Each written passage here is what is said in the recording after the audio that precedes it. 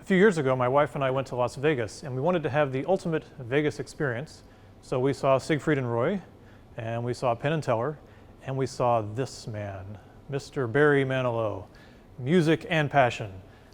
Quite a show. I was so inspired by Mr. Manilow that I wanted to analyze his Fourier components. And I don't mean the Fourier components of his voice, even though those were very nice.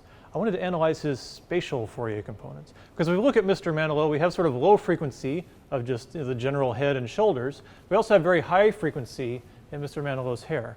So I thought, is Fourier so powerful, it could actually reconstruct the Manilow function? Right? So I took this image from the concert and I put it in Photoshop and just selected his image, got it from the background. I had to cut it here because functions have to be single valued. Right? We can't have it cut in and back. Only single valued functions will work with the way we're doing our Fourier series. So let's see, I did that. I wrote a MATLAB program to go up and find the edges. So there it is. That is the Manilow function. Okay? So our x-axis is from 0 to 355, and it goes up from about 0 to 350. That's really from the pixels in the image.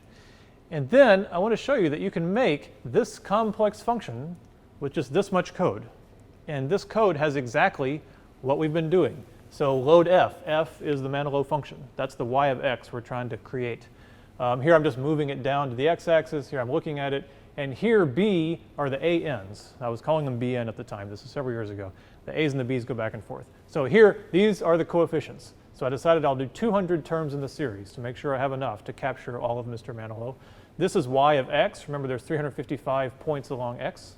So what we're doing is we're looping through making each of the infinite terms, and we're doing the entire function because here we're actually just calculating each of the coefficients. Now the coefficient had an integral in it, and I'm just doing the integral numerically. I'm adding up b of n equals its previous value and add the point at this x, and then its previous value and the point at this x, and its previous value and the point at this x, and make that a loop. Right? Here is 2 over L. 355 was L. Here's the function, Barry, Mr. Manilow, and here's sine n pi x over L. So it's exactly what we've been doing. And once I calculated all the b of n's, all the amplitudes, then I used them and made a figure. So here at each point, we added up all 200 terms, take each one at its previous value. That's the sum of the bn's times sine n pi x over L, close, figure done. Okay? So now I'm going to show you that it works. Let's see. So here is the first harmonic. Okay? So it took the sinusoid, and it said, well, it must be like this, because there's a head and there's shoulders, and that's the best it could do with one harmonic. Second harmonic doesn't really do much. And the reason is, it's no good. It has a node right here. It has a 0 right there, right where his head is. Right? So the second harmonic is probably very low amplitude, because it's not contributing much. The third harmonic, though, can do that. The third harmonic creates head, shoulders, etc. Okay?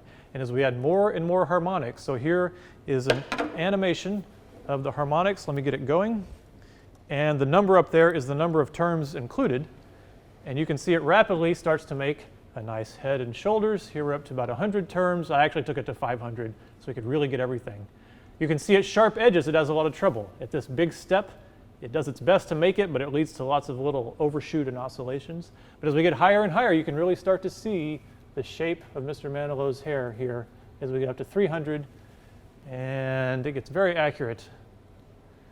I remember all my life, raining down as cold as something. Okay, and we're done. So there's 500 terms. Fourier series can essentially make any function.